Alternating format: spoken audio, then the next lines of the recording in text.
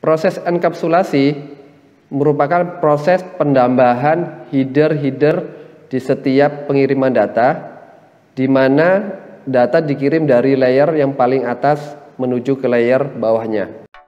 Halo, semangat pagi Mockletters. Selamat datang di channel yang berisi semua informasi dan tutorial tentang dunia IT. Jangan lupa komen, like, share, dan subscribe untuk mendukung kami membuat video menarik lainnya. Selamat menyaksikan.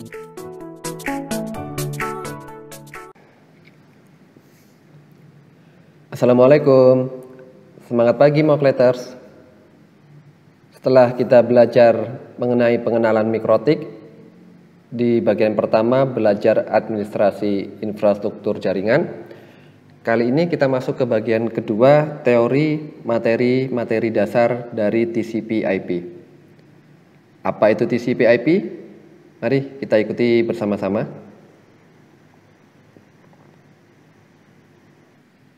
Di bagian kedua dari video seri belajar administrasi infrastruktur jaringan, saya akan menjelaskan mengenai model referensi OSI, lalu proses enkapsulasi dan dekapsulasi, lalu saya juga akan menjelaskan mengenai fungsi setiap layer, lalu model TCP/IP, protokol suite, dan juga protokol-protokol pada setiap layer. OSI adalah Open System Interconnection. Model referensi OSI dikembangkan oleh ISO, yaitu International Organization for Standardization, sebagai kerangka standar yang bersifat open source atau terbuka, yang digunakan untuk komunikasi di dalam jaringan antar sistem atau perangkat dari vendor yang berbeda. Model referensi OSI merupakan framework untuk mendesain sistem jaringan komputer yang terbagi menjadi 7 layer.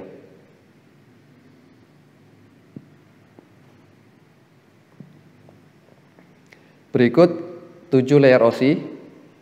Layer pertama adalah physical, layer kedua data link, layer ketiga network, layer keempat transport, layer kelima session, layer keenam presentation, dan layer ketujuh application.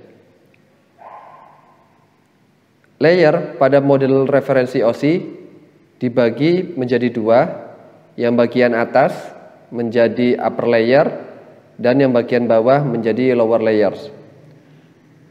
Adapun upper layer terdiri dari aplikasi, presentasi, dan layer sesi. Sedangkan lower layer terdiri dari layer transport, layer network, layer data link, dan layer physical. Setiap layer pada model referensi OSI memiliki fungsi tertentu yang terdefinisi dengan jelas, mengacu pada protokol standar internasional.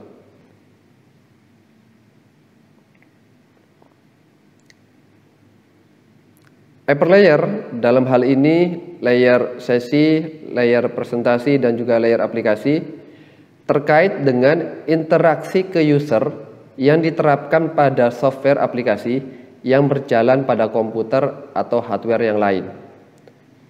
Sedangkan lower layer yang terdiri dari physical, data link, network, dan layer transport umumnya terkait dengan format, pengkodean, dan pengiriman data via network atau jaringan. Lower layer bisa diterapkan pada hardware maupun software, di mana proses transisi hardware ke software terjadi dari layer 1 ke layer keempat.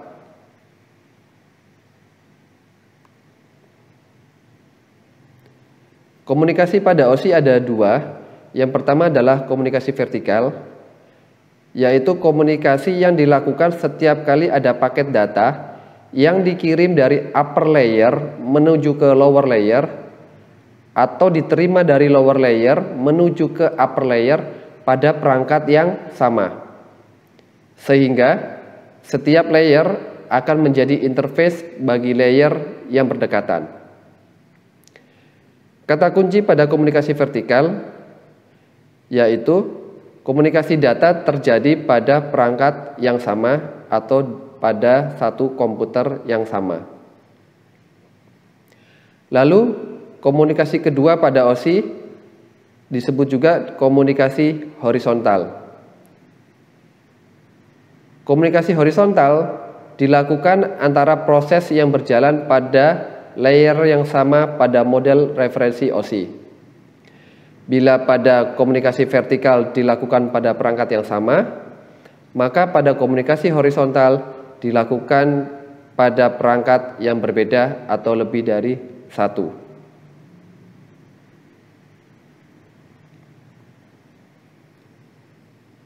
Lalu fungsi-fungsi layer OSI bisa kalian perhatikan pada tabel berikut.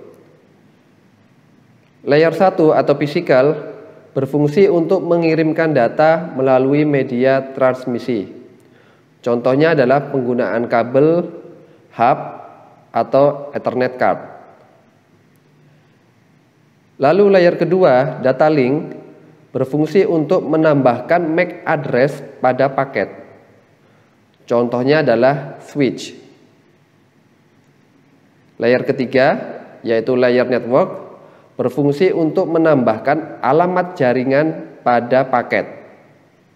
Contohnya adalah perangkat router maupun switch layer 3. Sedangkan keempat, layer transport berfungsi untuk mengatur flow control, acknowledgement dan mengirim ulang data jika diperlukan.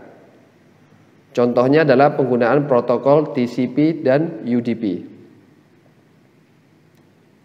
Kita masuk ke upper layer, yaitu layer kelima, sesi, berfungsi membentuk koneksi, kemudian memutuskannya ketika seluruh data telah terkirim.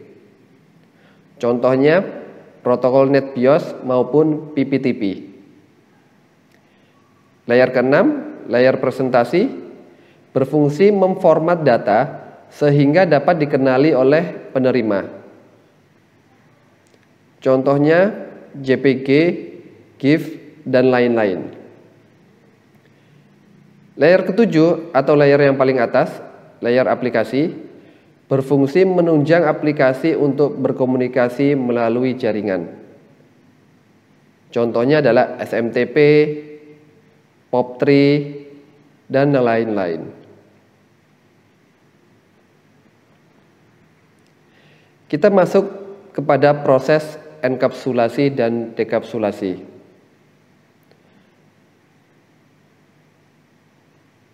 Proses enkapsulasi merupakan proses penambahan header-header di setiap pengiriman data, di mana data dikirim dari layer yang paling atas menuju ke layer bawahnya.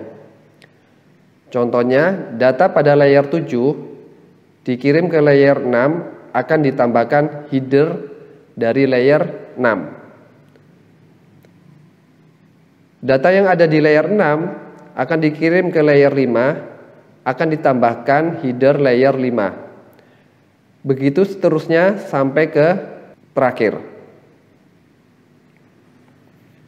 Sedangkan proses dekapsulasi merupakan kebalikan dari proses enkapsulasi, yaitu proses penghilangan header-header data dari setiap layer.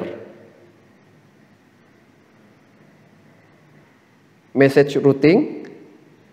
Dalam model OSI, proses routing terjadi jika data tidak dikirim langsung dari pengirim menuju penerima, melainkan melalui via intermediate device. Artinya, data tidak dikirim dari satu komputer direct ke satu komputer yang lain, tapi menggunakan intermediate device.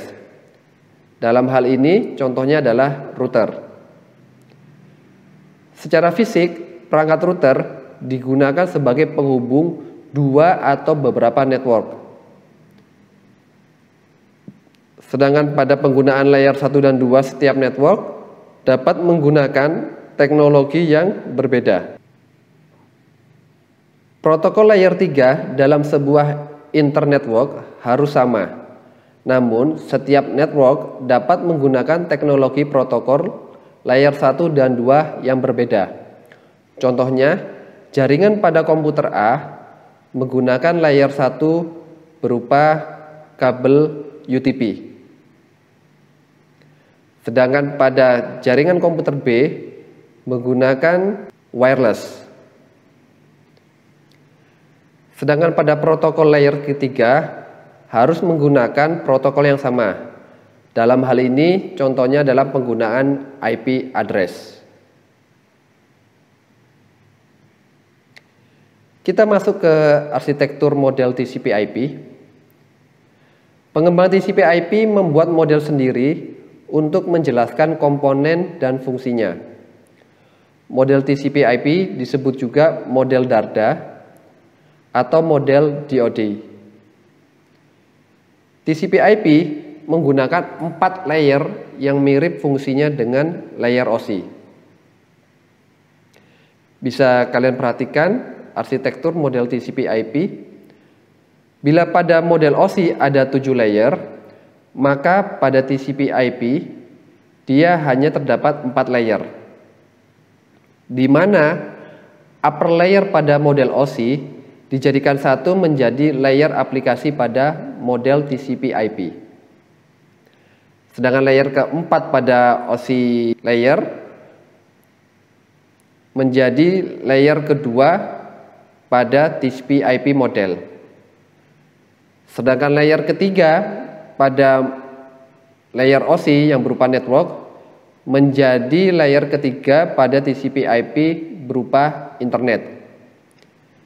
Sedangkan data link dan physical yang berada pada layer kedua dan ke-1 pada OSI layer menjadi layer terakhir pada TCP/IP model, yaitu network interface.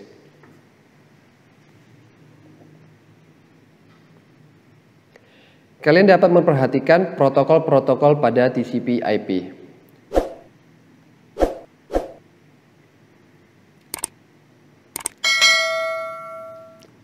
Pada TCP/IP, protokol layer ke-5, ke-6, dan ke-7 pada OSI layer menjadi satu protokol atau menjadi satu layer, yaitu layer aplikasi.